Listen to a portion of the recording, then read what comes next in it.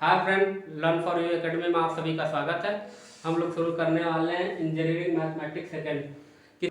किसी कारणवश मेरे प्रिय भाई बंधुओं का बैक लग गया हो तो कोई परेशान होने की ज़रूरत नहीं है। हम लोग थर्ड यूनिट से शुरू करेंगे, सीक्वेंस एंड सीरीज से। ये बहुत सिंपल यूनिट है।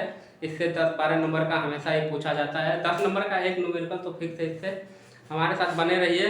हम आप लोग को 3 दिन के अंदर ही पास बने रहिए। हम मिनिमम तो 30 नंबर होता है पास में, लेकिन आप हमारे साथ बने रहिए। 40 नंबर से कम आपका कहीं नहीं जाएगा। तो पहला तो आइए शुरू करते हैं।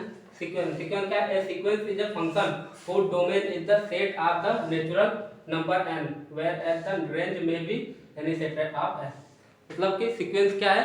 सीक्वेंस कोई एक फंक्शन है जिसका डोमेन ऑल नेचुरल नंबर क्या है? All natural number. And range क्या है? कोई भी सेट रेंज है। और सेकंड क्या है? Real sequence.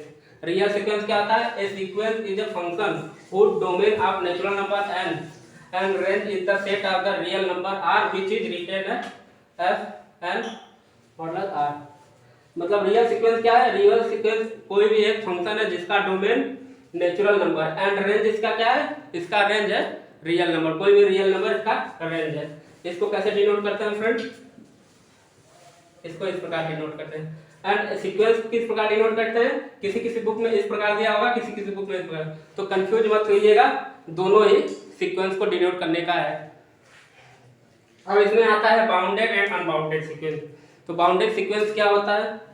Bounded A sequence is a set to be bounded when it is bounded both above and below। Mathematical sequence an is bounded when mod of an is greater than या equal to n। अब bounded above and bounded below क्या चीज है? bounded above और bounded below अभी आगे हम बताएंगे कि bounded above और bounded below क्या होता है। लेकिन bounded sequence क्या होता है? इन दोनों का बीच का होता है sequence.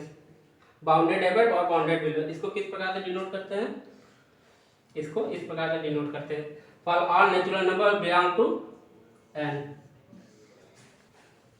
Bounded above sequence a sequence an is said to be bounded above if there exists a real number k such that sequence is greater than k। वो सीक्वेंस क्या हो? k से ग्रेटर देन हो। और वो bounded below sequence का है? Sequence here is called bounded below if there exists a real number k such that an is less than k। तो क्या हो जाएगा? बाउंडेड बिलो हो जाएगा। अनबाउंडेड सीक्वेंस क्या है? Sequence an is said to be bounded unbounded. Unbounded कब होगा? जब वो कोई रियल नंबर ना हो। जैसे एग्जांपल लेते हैं 2 2 2 की पावर 2 2 की पावर 3। ये क्या है? नो रियल नंबर है। तो ये क्या होगा? Unbounded sequence. Convergent sequence a sequence is said to be convergent if limit and tends to infinite is क्या हो? finite हो। जैसे किसी चीज का लिमिट ले तो उसका फाइनाइट वैल्यू। जैसे ये सीक्वेंस दिया गया है, ये डाइवर्जेंट है या कन्वर्जेंट है, इसको दिखना है। इसको क्या करेंगे? an is equal to 1/2n। इसका पहले n की वैल्यू रख लेंगे। इनफाइनाइट रखेंगे तो 1/2 पावर इनफाइनाइट। इनफाइनाइट क्या होता है? इसका वैल्यू होता है 0। डाइवर्जेंट सीक्वेंस का है? Sequence an is said to be divergent if limit n is not finite। इसका वैल्यू, इसका मतलब कन्वर्जेंट में क्या हो? एक फाइनाइट वैल्यू दे, और डाइवर्जेंट में क्या हो? कोई फाइनाइट वैल्यू न दे। जैसे एग्जांपल लेते हैं, ये क्या है? प्लस इन्फिनिटी से माइनस इन्फिनिटी में वैल्यू देगा। जैसे an is equal to n square. इसका निकालेंगे तो इसका क्या आ जाएगा? इसका आएगा आपका या तो पॉजिटिव इनफाइनाइट होगा या तो नेगेटिव इनफाइनाइट होगा। Monotonic sequence. मोनोटोनिक सीक्वेंस क्या होता है? इसके 6 हैं। A sequence is said to be monotonic increasing if an is greater than an plus 1। मतलब कि last term is greater than preceding term और n is belong to natural number. जैसे देखिए यार, ये इससे बड़ा है, ये इससे बड़ा है, ऐसे इससे बड़ा है, तो ये क्या है? मोनोटोनिक इंक्रीजिंग फंक्शन है। सेकंड क्या है?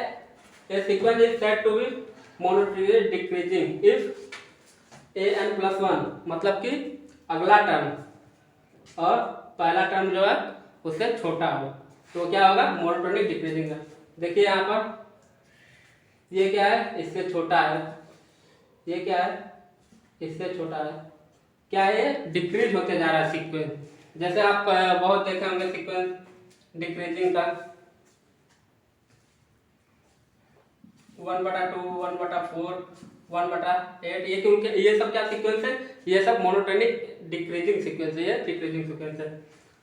A sequence is said to be monotonic sequence कब होगा, या तो वो मोनोटोनिक इंक्रीजिंग हो या तो डिक्रीजिंग हो। तो जब वो इंक्रीजिंग होगा या डिक्रीजिंग होगा, दोनों में से कोई भी हुआ तो क्या होगा, मोनोटोनिक सीक्वेंस होगा। एंड फोर्थ क्या है, a sequence is said to be strictly monotonic increasing if an+1 is greater than an। इसका क्या मतलब होगा कि कोई भी सीक्वेंस मोनोटोनिक इंक्रीजिंग कब होगा, स्ट्रिक्टली, यहाँ पर क्या लगा है, स्ट्रिक्टली मोनोटोनिक इंक्रीजिंग, जब क्या होगा, लास्ट टर्म जो होगा प्रीसीडिंग टर्म से बड़ा होगा, तब क्या होगा, वो मोनोटोनिक स्ट्रिक्टली मोनोटोनिक इंक्रीजिंग होगा। एंड फिफ्थ क्या है, a sequence is said to strictly monotonic decreasing.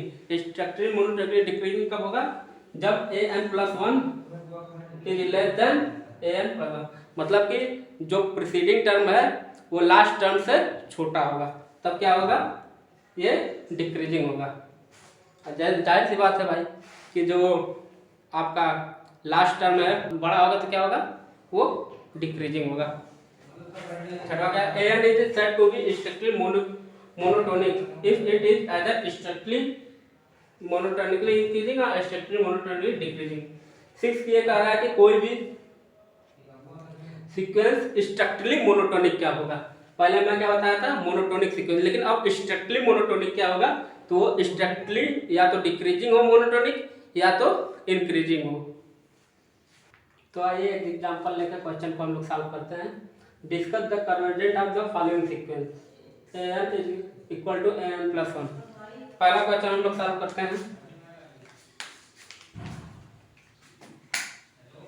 इसका क्या करेंगे, अगला टर्म निकालेंगे an+1 टर्म, लास्ट टर्म, यहाँ क्या हो जाएगा, n की जगह पर n+1, क्या हो जाएगा, n+1+1, यहाँ 2 हो जाएगा, यहाँ हो जाएगा n+1।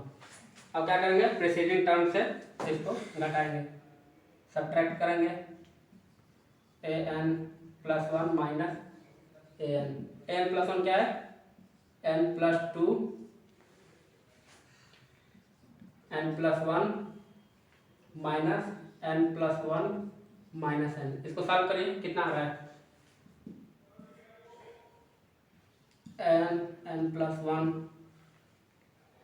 n² plus 2n plus यहाँ माइनस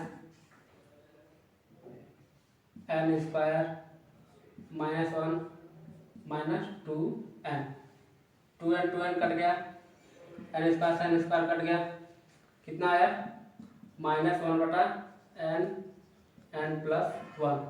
ये क्या है, ये लेस देन 0, 0 से क्या है, छोटा है, माइनस निगेटिव, निगेटिव क्या होता है, 0 से। तो डिस्कस द करेंट, ये कौन सा सीक्वेंस होगा, हाँ an sequence is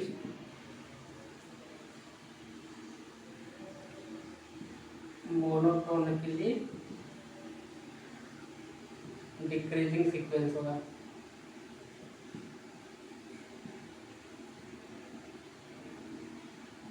monotonic decreasing sequence होगा, ये क्या होगा, मोनोटोनिक डिक्रीजिंग सीक्वेंस। अब देखना है कन्वर्जेंट होगा कि डाइवर्जेंट। तो क्या दिया है, an इक्वल टू n+1/n। इसको और कैसे लिख सकते हैं, इसको कर देते हैं n/n प्लस 1/n। इसका क्या आ जाएगा, 1 + 1/n। मतलब ये क्या है, ये 1 तो है, इसमें कुछ भी हो तो ये हमेशा 1 से बड़ा होगा, मतलब कि ये क्या है, कन्वर्जेंट है। ये सीक्वेंस क्या है? कन्वर्जेंट सीक्वेंस है।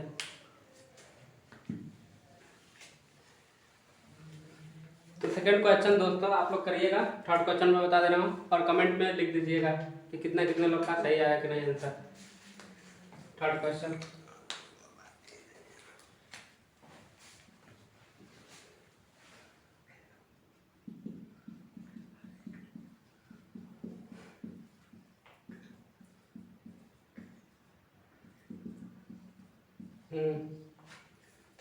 ठीक है।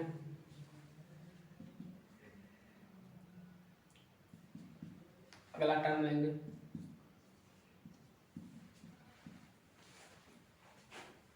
प्रेसिडेंट टर्म है तो इसको minus A N plus one minus A N कितना आएगा? 1/3 प्लस वन माइनस 1/3 इसको करिए 3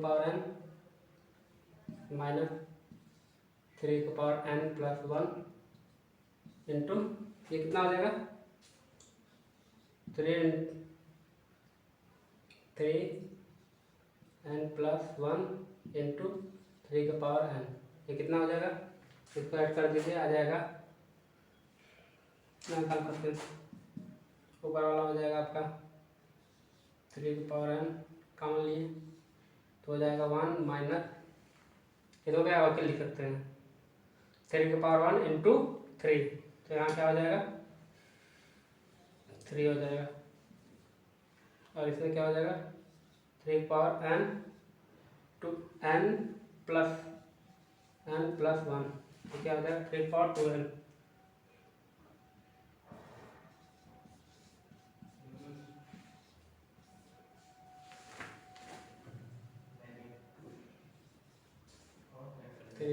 n इसको ऐसे लिख सकते हैं 3n प्लस वन ऐसे भी इसको लिख सकते हैं।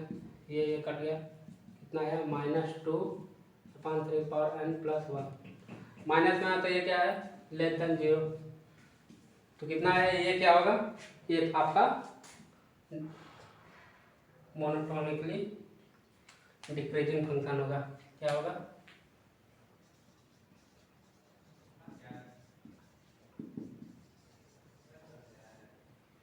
Monotonically decreasing